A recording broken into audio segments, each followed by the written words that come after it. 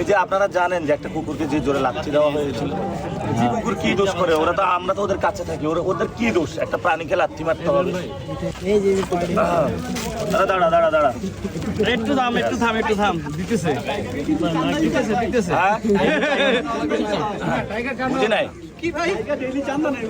কার থেকে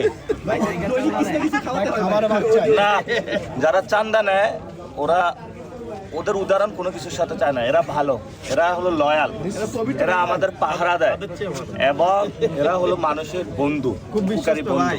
আর ওরা হলো মানুষের শত্রু, মানুষকে শুধু মারে, তুলে নিয়ে যা চান্দা তোলে, সবকিছু করে।